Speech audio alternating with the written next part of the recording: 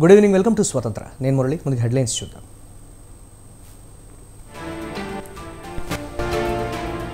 కాసేపట్లో కేంద్ర మంత్రివర్గ సమావేశం. తెలుగు రాష్ట్రాలకు ఏ శాఖలు దక్కుతాయనే దానిపై ఆసక్తి.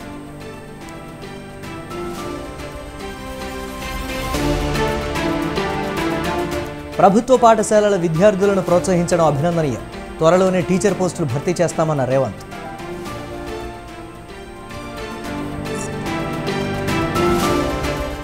అనకాపల్లి నూకాంబిక అమ్మవారిని దర్శించుకున్న జనసేనాని. అధికారంలోకి వస్తే దర్శించుకుంటానన్న పవన్.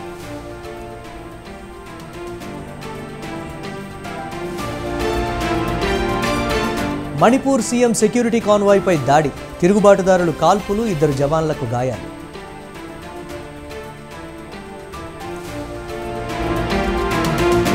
Prajwal రేవణ్ణకు judicial custody. 2 వారాల కస్టడీ విధించిన బెంగళూరు కోర్టు.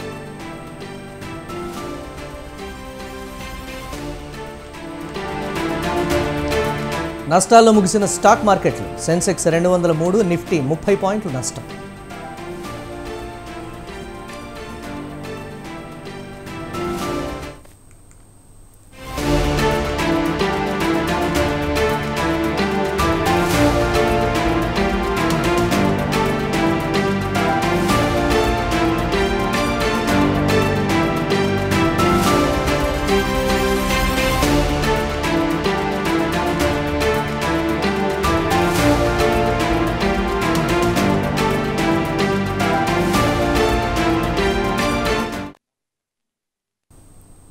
కాసేపట్లో కేంద్ర మంత్రివర్గం సమావేశం కానుంది. కొత్తగా కొలువుదీరిన కేబినెట్తో ప్రధాని మోదీ భేటీ కానున్నారు.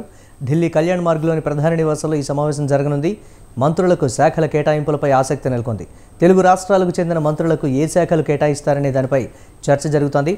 అయితే కీలకమైన హోం, ఆర్థిక, రక్షణ శాఖలను బీజేపీ తన వద్దే ఉంచుకునే అవకాశం ఉంది.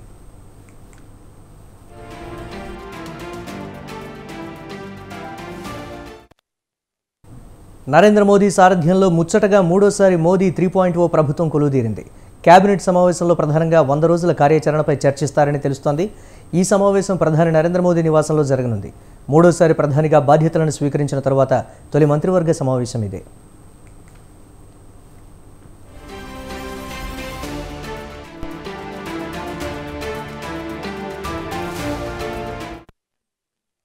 ఇండియాకి పెట్టుబడుల ఆకర్షణ, రైల్వే రంగంలో విప్లవాత్మక మార్పులు, పాకిస్తాన్ ఆక్రమిత కశ్మీర్, పేదలకు సంక్షేమ పథకాలు, ఇలా చాలా అంశాలపై కేబినెట్లో చర్చిస్తారని తెలుస్తోంది.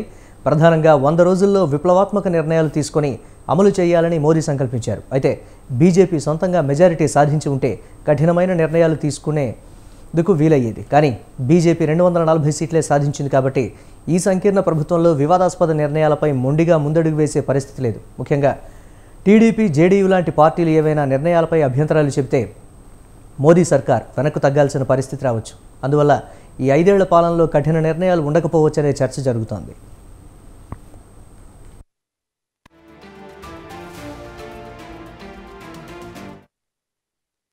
ఇదివరకు ట్రిపుల్ తలాక్, ఆర్టికల్ 370 రద్దు వంటి వాటిని మోదీ తమ ట్రాక్ రికార్డుగా చెప్పుకున్నారు. అలాగే ఈసారి యూనిఫామ్ సివిల్ కోడ్ని అమల్లోకి తేవాలనుకుంటున్నారు. ఇప్పటికే ఇది గోవా, ఉత్తరాఖండ్లో అమల్లో ఉంది. ఇక 1 నేషన్ 1 ఎలక్షన్ అనేది బీజేపీ మరో లక్ష్యం. అయితే మొదటి 100 రోజుల్లో దీనిపై పెద్దగా చర్యలేవి ఉండవని తెలుస్తోంది.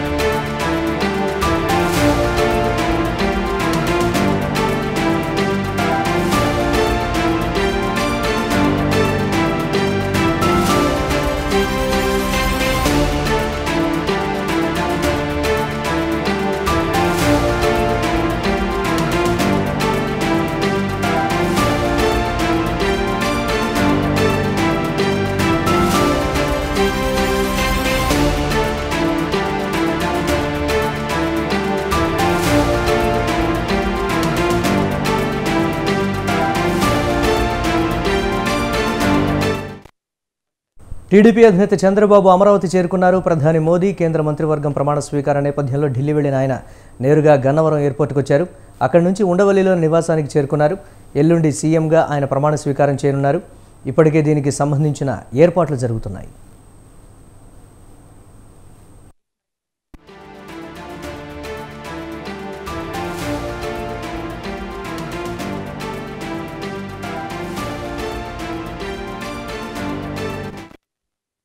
మరోవైపు మంత్రివర్గ కూర్పుపై చంద్రబాబు కసరత్తు ముమ్మరం చేయనున్నారు. జిల్లాల వారీగా ఎవరెవరికి అవకాశం కల్పించాలనే దానిపై ముఖ్య నేతలతో ఆయన చర్చించనున్నారు. అనుభవం, వివిధ సామాజిక వర్గాలకు ప్రాధాన్యం తదితర అంశాల ఆధారంగా ఎవరెవరిని మంత్రివర్గంలోకి తీసుకోవాలనే దానిపై ఓ నిర్ణయానికి రానున్నారు. రేపటికి దీనిపై స్పష్టత వచ్చే అవకాశం ఉంది.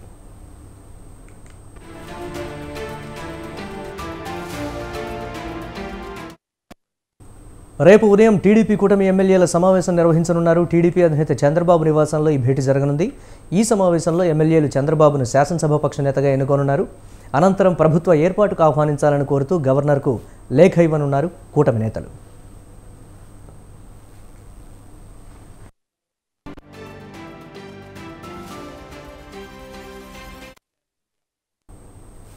ఎల్లుండి ఉదయం చంద్రబాబు ఏపీ సీఎంగా ప్రమాణం చేయనున్నారు. ఇందుకోసం గన్నవరం విమానాశ్రయం సమీపంలోని కేసరపల్లి ఐటీ పార్కులో ఏర్పాట్లు జరుగుతున్నాయి. ప్రధాని మోదీతో పాటు పలువురు ప్రముఖులు ఈ ప్రమాణ స్వీకారోత్సవానికి హాజరు కానుండడంతో భారీ ఎత్తున ఏర్పాట్లు చేస్తున్నారు. చంద్రబాబు ప్రమాణ స్వీకారం అనంతరం తిరుమల వెళ్లనున్నారు.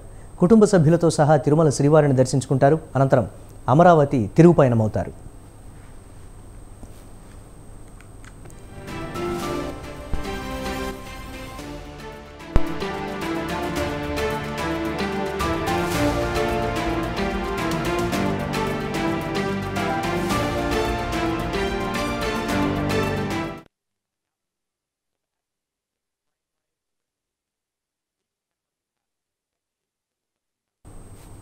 ఏపీలో కొత్తగా ఏర్పడనున్న ప్రభుత్వంలో మంత్రి పదవుల కోసం ఉమ్మడి తూర్పుగోదావరి జిల్లా నుండి 4 సీనియర్లు పోటీ పడుతున్నారు. ఇక ఇదే తమకు చివరి అవకాశం అంటూ పోటాపోటీగా పార్టీ అధిష్టానంపై ఒత్తిడి తీసుకొస్తున్నట్లు తెలుస్తోంది. అయితే కొత్త ప్రభుత్వం ప్రమాణ స్వీకారానికి ఇంకా ఒక్కరోజే మిగిలి ఉండడంతో ఆ సీనియర్లంతా మంత్రి పదవి కోసం అధిష్టానంపై తీవ్ర స్థాయిలో ఒత్తిడి తీసుకొస్తున్నట్లు సమాచారం.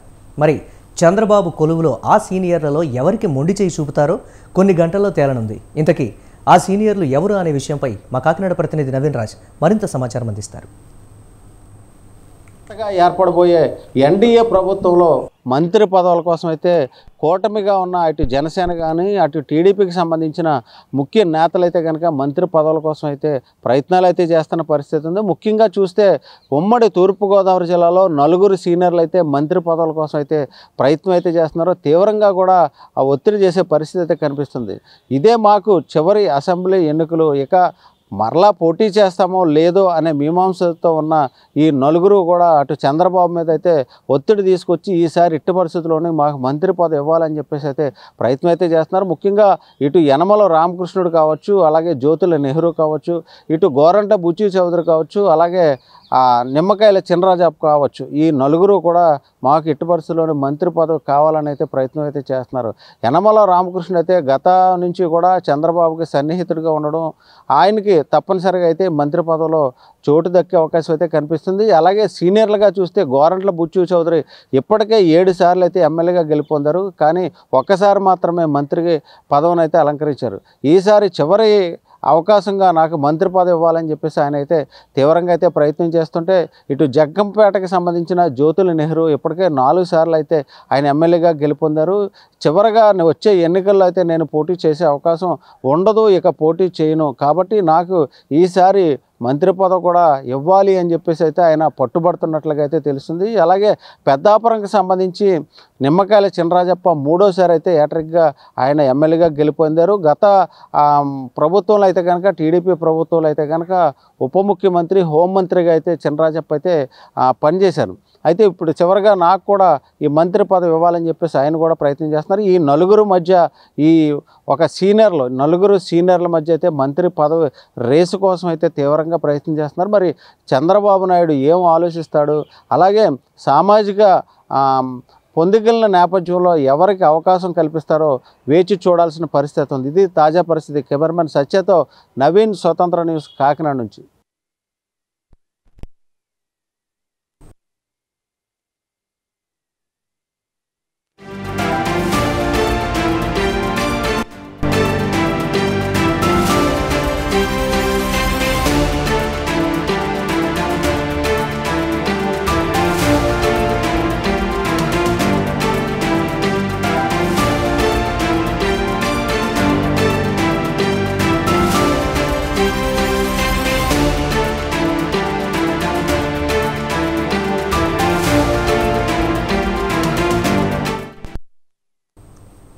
తెలంగాణలో గొర్రెల స్కామ్ దర్యాప్తులో ఏసీబీ అధికారులు స్పీడ్ పెంచారు. నిందితులను ఏసీబీ కస్టడీలోకి తీసుకుని విచారిస్తున్నారు.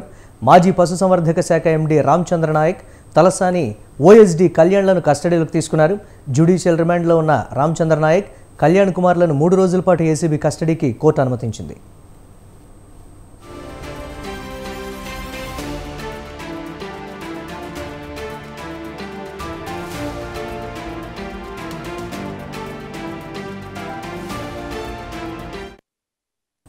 ఈ క్రమంలో అధికారులు వీరిద్దరిని చంచల్గూడ జైలు నుంచి బంజారాహిల్స్లోని ఏసీబీ ప్రధాన కార్యాలయానికి తరలించి విచారిస్తున్నారు.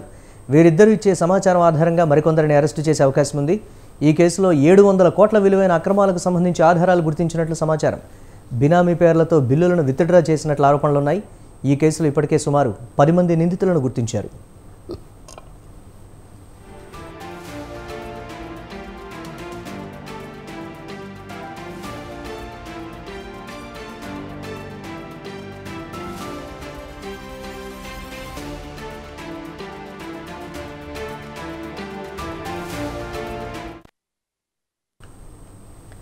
ఆగస్టులోగా ప్రభుత్వం రైతులకు రుణమాఫీ చేస్తుందని అన్నారు ప్రభుత్వ విప్ ఆది శ్రీనివాస్. మాజీ మంత్రి హరీష్ రావు రాజీనామా చేసేందుకు మానసికంగా సిద్ధంగా ఉండాలని తెలిపారు. బీజేపీకి 8 సీట్లు బీఆర్ఎస్ వల్లనే వచ్చాయని ఆయన ఆరోపించారు. కేంద్ర మంత్రి పదవులు 2 రాష్ట్రాలకు వచ్చిన 10 ఏళ్లలో అమలు చేయని విభజన హామీలు ఇప్పుడు అమలు చేస్తారనే నమ్మకం లేదని అంటున్న విప్ ఆది శ్రీనివాస్తో మా ప్రతినిధి రాజు ఫేస్ టు ఫేస్. మనతో పాటు ఆది శ్రీనివాస్ విప్ గారు ఉన్నారు. ముఖ్యంగా హరీష్ రావు మీద ఘాటు విమర్శలు చేస్తూ ఉన్నారు. రుణమాఫీ విషయంలో రైతులను తప్పుదోవ పట్టించే వ్యాఖ్యలు చేస్తూ ఉన్నారు హరీష్ రావు అంటూ కూడా ఘాటు వ్యాఖ్యలు చేస్తున్నటువంటి పరిస్థితి ఉంది. సరే, ఎందుకు ఈ విమర్శలు చేయవలసి వస్తుంది? ముఖ్యంగా ఆగస్టు 15 లోపు రుణమాఫీ చేసేటటువంటి అవకాశం కనిపిస్తుంది. నేను విమర్శ చేస్తలేను, ఆయన చేస్తున్న విమర్శకు మేము సమానం చెప్తున్నాం. ప్రభుత్వం ఉన్నాం కాబట్టి హరీష్ రావు గారు అసలు ఈ ప్రభుత్వం రైతు రుణమాఫీ చేసే ప్రసక్తి లేదు, రైతు రుణమాఫీ చేసేయడానికి అవకాశాలు లేదు. ఒకవేళ రైతు రుణమాఫీ చేస్తే నేను రాజీనామా చేస్తా అన్నాడు. దానికి అనుగుణంగా మా గౌరవ ముఖ్యమంత్రి రేవంత్ రెడ్డి గారు ఆగస్టు 15వ తారీఖు లోపల నేను రుణమాఫీ చేసి తీరుతా, మీరు రాజీనామా సిద్ధం చేసుకొని పెట్టుకోమంటే ఆయన డ్రామాలు మొదటి నుంచి కూడా డ్రామాలు ఆడడం అలవాటు ఆయనకు.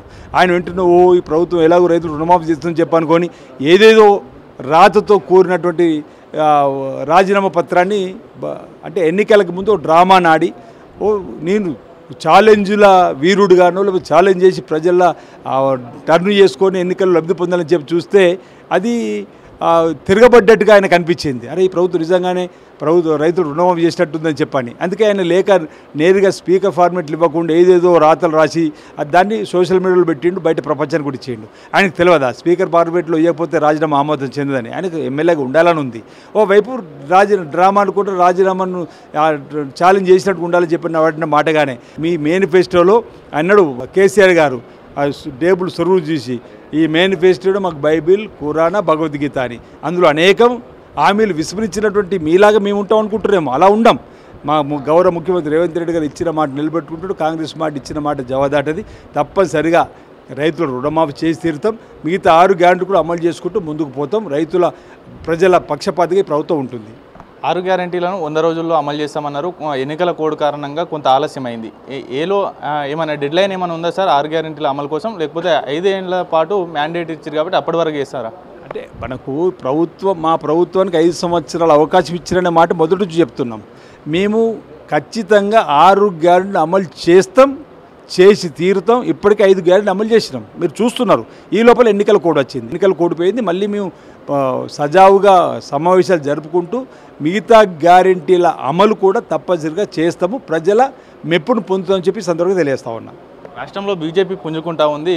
ఒకవైపు అధికారంలో ఉన్న కాంగ్రెస్ పార్టీకి, మరోవైపు ప్రతిపక్షంలో ఉన్నటువంటి బీజేపీకి కూడా 8 స్థానాలు ప్రజలు కట్టబెట్టారు. అయితే రాబోయే ఎన్నికల్లో 88 స్థానాలు లక్ష్యంగా కూడా రాబోయేది బీజేపీ ప్రభుత్వమే, రాష్ట్ర సర్కారు అనేది కూడా కేంద్ర మంత్రి కిషన్ రెడ్డి చెప్తా ఉన్నారు. సరే, వాళ్ళ అంకెల గారెడ్డి మాట్లాడుకుంటే మాకేముంది, కానీ వాళ్ళకు దేశవ్యాప్తంగా నరేంద్ర మోడీ అబ్కా బార్ 400 అన్నాడు, 300 కూడా రాలే. 238, 239 వచ్చింది. సంకీర్ణ ప్రభుత్వం అటు చంద్రబాబు నాయుడు గారిపైన, నితీష్ కుమార్ గారిపైన ఆధారపడి ప్రధానమంత్రి అయ్యిండు. అంటే ఓ రకంగా నైతిక ఓటమి వాళ్ళది. ఈరోజు నేను అనుకుంటున్నా మళ్ళీ కాంగ్రెస్కే అవకాశం ఇస్తే తెలంగాణలో, దేశంలో కూడా రాబో రోజుల్లో కూడా కాంగ్రెస్ పార్టీకి ఆధార పెరుగుతుంది. మొన్నటి ఎలక్షన్లు చూసినాం కదా మనం. తప్పనిసరిగా రాహుల్ గాంధీ గారు భారత్ జోడో న్యాయ యాత్ర కూడా ప్రజలలో కదిలించింది. ఈరోజు నరేంద్ర మోడీ గారికి ఎన్నికల్లో విజయం అనుకుంటున్నాను, కానీ నైతికంగా ఓటమని నేను భావిస్తున్నాను. ఫైనల్గా చెప్పండి సార్, తెలంగాణకు 2 కేంద్ర మంత్రులు ఇచ్చారు. కేంద్ర మంత్రి ఒకటి, కేంద్ర సహాయ మంత్రి. మీ ఉమ్మడి జిల్లాకు కూడా ఒక కేంద్ర సహాయ మంత్రి వచ్చింది. ఎట్లా ఫీల్ అవుతా ఉన్నారు? రాబోయే రోజుల్లో ఈ విభజన హామీలు పూర్తవుతాయా, లేకపోతే తెలంగాణకు కేంద్రం నుంచి అధిక నిధులు వస్తాయేమనే ఆశలు ఏమైనా ఉన్నాయా సార్? నాకైతే వాళ్ళ మీద నమ్మకం లేదు. చూద్దాం, వాళ్ళ ద్వారా రాష్ట్రానికి మేలైనటువంటి కార్యక్రమాలు అమలు కావాలని ఆలోచిద్దాం, రాష్ట్రానికి మేలైనటువంటి ప్రాజెక్టు రావాలని ఆలోచిద్దాం. చిత్తశుద్ధి వాళ్ళది ఎంత ఉందో రాబో రోజులు తెలుస్తుందని చెప్పి నేను భావిస్తా ఉన్నాను. Thank you so much sir. ఇది ఓవరాల్గా ప్రభుత్వ విప్ ఆది శ్రీనివాస్ గారు చెప్తున్నాను అన్నమాట. ముఖ్యంగా రుణమాఫీ ఆగస్టు 15 లోపు పూర్తి చేస్తాం. హరీష్ రావు రాజీనామాకు మానసికంగా సిద్ధంగా ఉండాలి. దాంతోపాటుగానే కేంద్రం నుంచి అధిక నిధులు తెచ్చేందుకు బీజేపీ నేతలు, రాష్ట్రంలో ఉన్నటువంటి 2 కేంద్ర మంత్రులు కూడా కృషి చేయాలనేటటువంటి మాట చెప్తున్నటువంటి పరిస్థితి ఉంది. కెమెరా పర్సన్ అఖిల్తో రాజు, స్వతంత్ర టీవీ. తెలంగాణలో నైరుతి రుతుపవనాలు క్రమంగా విస్తరిస్తున్నాయి. గత 3-4 రోజులుగా వర్షాలు కురుస్తున్నాయి. హైదరాబాద్లోనూ భారీ వర్షాలు కురుస్తున్నాయి. తెలంగాణలో పలు జిల్లాల్లో వర్షాలు కురిసే అవకాశం ఉన్నందున భారత వాతావరణ శాఖ ఎల్లో అలర్ట్ జారీ చేసింది. హైదరాబాద్లోని పలు ప్రాంతాల్లో చీకటి మేఘాలు కమ్ముకున్నాయి. నగరంలోని అన్ని మండలాల్లో ఈదురుగాలులతో కూడిన వర్షం లేదా ఉరుములతో కూడిన జల్లులు కురిసే అవకాశం ఉందని వాతావరణ శాఖ తెలిపింది.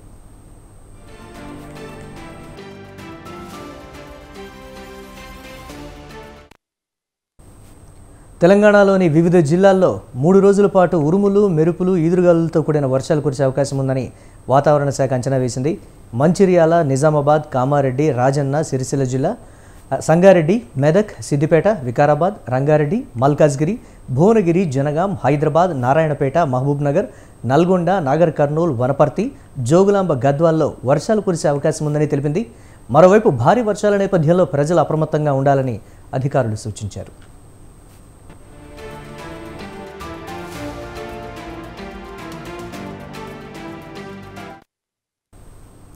బీహార్, పశ్చిమ బెంగాల్, తమిళనాడు, మధ్యప్రదేశ్, ఉత్తరాఖండ్, పంజాబ్, హిమాచల్ ప్రదేశ్లలోని 13 అసెంబ్లీ నియోజకవర్గాల్లోని ఖాళీలను భర్తీ చేసేందుకు ఉప ఎన్నికలు నిర్వహించాలని భారత ఎన్నికల సంఘం నిర్ణయించింది. జూలై 10వ తేదీన ఎన్నికలు, జూలై 13న ఓట్ల లెక్కింపు ఉండనుంది. ఎన్నికలకు సంబంధించి ఎలక్షన్ కమిషన్ ప్రకటన విడుదల చేసింది.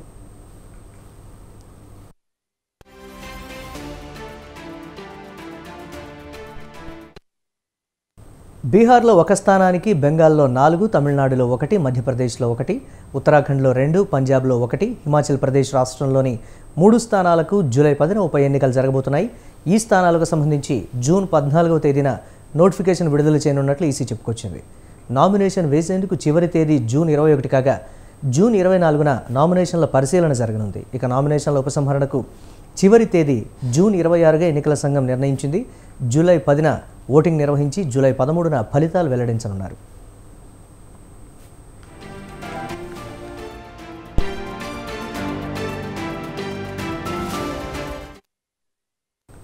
అట్టహాసంగా జరిగిన కేంద్ర మంత్రుల ప్రమాణ స్వీకారం కార్యక్రమంలో అనుకోని అతిథి ప్రత్యక్షమైంది. ఓ జంతువు స్టేజ్ వెనుక భాగంలో కనిపించింది.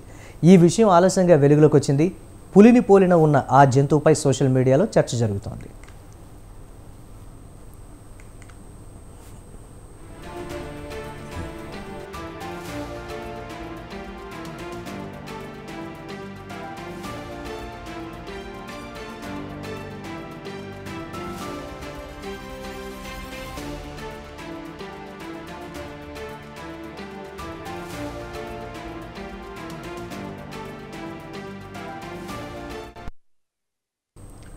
దేశ ప్రధానిగా నరేంద్ర మోదీ మరోసారి ప్రమాణ స్వీకారం చేశారు. ఆయనతో పాటు 71 మంది మంత్రులుగా ప్రమాణం చేశారు. రాష్ట్రపతి భవన్ వేదికగా జరిగిన ఈ కార్యక్రమంలో దేశ విదేశాలకు చెందిన రాజకీయ, సినీ ప్రముఖులు హాజరయ్యారు. అత్యంత కట్టుదిట్టమైన భద్రతా వలయంలో జరిగిన ఈ వేడుకలో ఓ జంతువు కనిపించింది.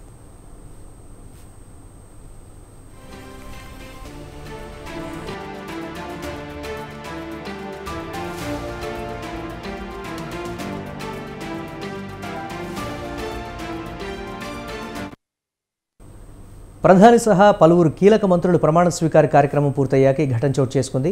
మధ్యప్రదేశ్ నుంచి బీజేపీ తరపున గెలుపొందిన దుర్గాదాస్ ఉయికే ప్రమాణ స్వీకారం చేసి రాష్ట్రపతి ద్రౌపది ముర్ముకు ధన్యవాదాలు తెలియజేస్తున్న సమయంలో ఓ జంతువు అటుగా వెళ్లడం కనిపించింది. ప్రమాణ స్వీకార వేదికకు కాస్త దూరంలోనే సంచరించడం ఆలస్యంగా వెలుగులోకి వచ్చింది.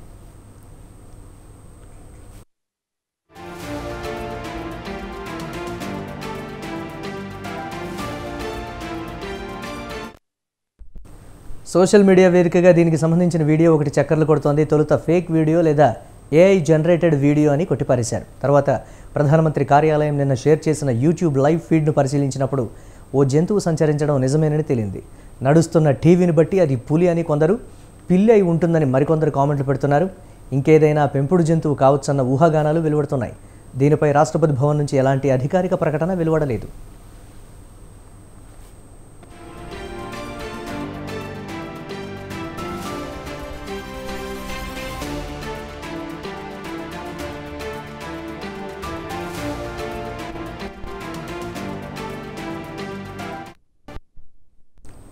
భారత ప్రధానిగా నరేంద్ర మోదీ బాధ్యతలు స్వీకరించారు. ఢిల్లీలోని సౌత్ బ్లాక్లోని పీఎంఓ కార్యాలయంలో 3వ దఫా తన విధుల్ని మొదలుపెట్టారు. ఈ సందర్భంగా రైతులకే తొలి ప్రాధాన్యం ఇచ్చారు. పీఎం కిసాన్ నిధి విడుదల ఫైల్పై తొలి సంతకం చేశారు. దీంతో 9.3 కోట్ల మంది రైతులకు 20,000 కోట్ల రూపాయల ఆర్థిక సాయం అందుతుంది. తమ ప్రభుత్వం రైతుల సంక్షేమానికి కట్టుబడి ఉందని ప్రధాని మోదీ అన్నారు. బాధ్యతలు స్వీకరించిన తర్వాత తొలి సంతకం వారి సంక్షేమానికి సంబంధించిందేనని అన్నారు. రాబోయే రోజుల్లో వ్యవసాయ రంగానికి, కర్షకుల సంక్షేమంపై తమ ప్రభుత్వం మరింత దృష్టి సారించనుందని మోదీ అన్నారు.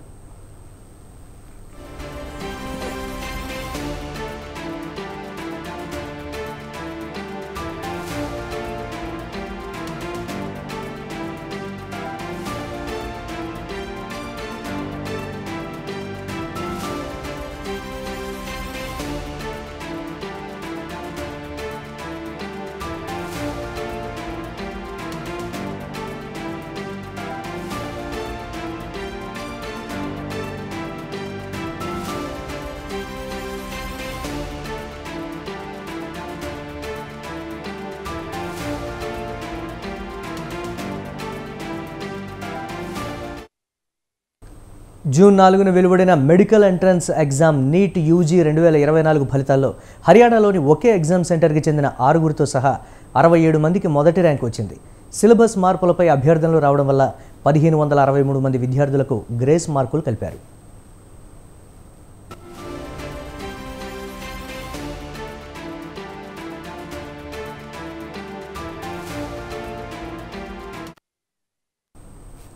వైద్య విద్యలో విద్యార్థులకు ప్రవేశం కల్పించేందుకు నిర్వహించే ప్రవేశ పరీక్ష ఎంట్రన్స్ టెస్ట్ నీట్.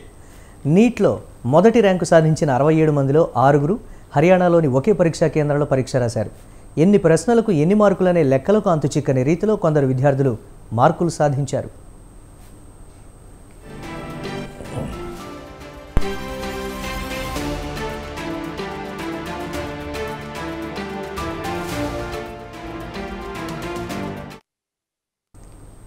మే 5వ తేదీన నీట్ పరీక్ష జరిగింది. పరీక్షకు దాదాపు 24 లక్షల మంది దరఖాస్తు చేసుకున్నారు. వారిలో 23.33 లక్షల మంది పరీక్షకు హాజరయ్యారు. పరీక్షా ఫలితాలను జూన్ 14న ప్రకటించాల్సి ఉండగా అంతకంటే 10 రోజుల ముందే జూన్ 4న ప్రకటించారు. ఇదే మొదటగా అనుమానాలకు తావిచ్చిందని అంటున్నారు.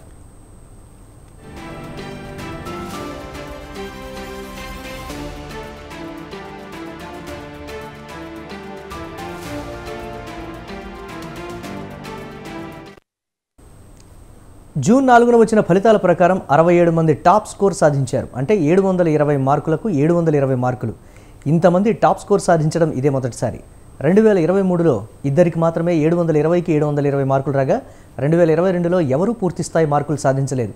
ఆ ఏడాది టాపర్లు 720 మార్కులకు గాను 715 మాత్రమే సాధించగలిగారు.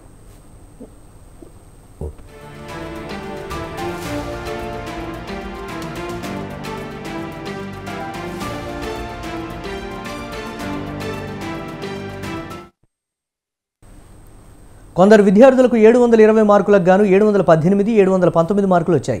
నిజానికి అది సాధ్యం కాదు. ఒక్కో జవాబుకు 4 మార్కులు ఉంటాయి. ఒకవేళ అది తప్పు సమాధానం అయితే ఒక నెగిటివ్ మార్కు ఉంటుంది. సరైన సమాధానం రాయనందుకు 4 మార్కులు, తప్పు సమాధానం రాసినందుకు ఒక నెగిటివ్ మార్కు కలిపి 5 మార్కులు కోల్పోతారు. అలాంటప్పుడు ఒక విద్యార్థి అన్ని ప్రశ్నలకు సరైన సమాధానాలు రాసి ఒక్క ప్రశ్నకు తప్పుడు జవాబు రాసినా అతనికి 715 మార్కులు మాత్రమే వస్తాయి.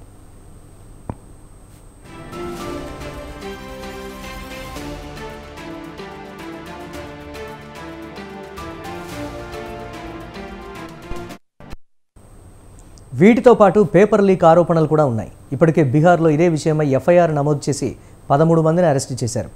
ఈ కేసును దర్యాప్తు చేసేందుకు బీహార్ పోలీస్ శాఖ ఆర్థిక నేరాల విభాగం ప్రత్యేక దర్యాప్తు బృందాన్ని ఏర్పాటు చేసింది.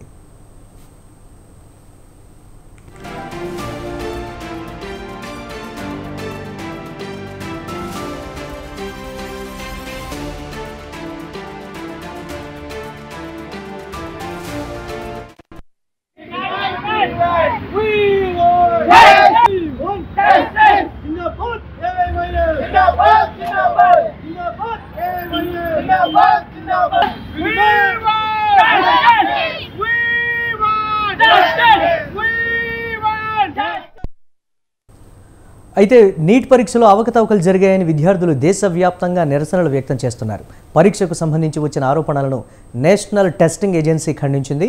ఫలితాలను వీలైనంత త్వరగా విడుదల చేయడమే తమ విధానమని, ఈసారి 30 రోజుల్లోనే పూర్తి చేయగలిగామని ఎన్టీఏ పేర్కొంది. కొందరు అభ్యర్థులు పరీక్షా సమయం కోల్పోయినందున 1563 మందికి అదనపు మార్కులు ఇచ్చినట్లు తెలిపింది. కొన్ని పరీక్షా కేంద్రాల్లో పరీక్ష ప్రారంభంలో ఆలస్యం జరిగిందని, దీంతో పరీక్షా సమయాన్ని కోల్పోయామంటూ కొందరు అభ్యర్థులు రిట్ పిటిషన్లు దాఖలు చేశారు. అందువల్ల సీసీటీవీ ఫుటేజ్ను పరిశీలించి అధికారులతో చర్చించిన అనంతరం పరీక్షా సమయం కోల్పోయిన అభ్యర్థులకు అదనపు మార్కులు కేటాయించినట్లు ఎన్టీఏ పేర్కొంది.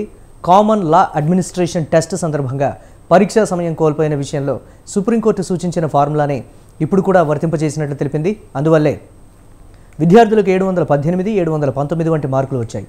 అలా అదనపు మార్కులకు కారణంగా 6 720 మార్కులు సాధించారని తెలిపింది. అలాగే ఫిజిక్స్లో ఒక ప్రశ్నకు రివిజన్ మార్కులు రావడం వల్ల మరో 44 మందికి 720 మార్కులు వచ్చాయని పేర్కొంది. పేపర్ లీక్ వంటిదేదీ జరగలేదని ఎన్టీఏ కొట్టిపారేసింది. మరోవైపు ఈ పరీక్షలో అవకతవకలు జరిగాయన్న ఆరోపణలపై నిజానిజాలు తేల్చేందుకు యూపీఎస్సీ మాజీ చైర్మన్ నేతృత్వంలో 4 సభ్యులతో కూడిన కమిటీ వేయాలని నిర్ణయించినట్లు national testing agency DG Subodh Kumar Singh తెలిపారు. 1563 మంది అభ్యర్థులకు ఇచ్చిన గ్రేస్ మార్కులను కమిటీ సమీక్షించి వారం రోజుల్లో నివేదిక ఇస్తుందని, తర్వాత వారి ఫలితాలను సవరించే అవకాశం ఉంటుందని తెలిపారు. ఈ అంశాన్ని రాజకీయ పార్టీలు కూడా లేవనెత్తాయి. నీట్ అవకతవకలపై విచారణ జరిపించాలని కాంగ్రెస్ పార్టీ డిమాండ్ చేసింది. ఈ విషయాన్ని పార్లమెంట్లో ప్రస్తావిస్తామని రాహుల్ గాంధీ అన్నారు. దీంతో ఇప్పుడు నీట్ పరీక్షా వ్యవహారం పొలిటికల్ టర్న్ తీసుకుంది.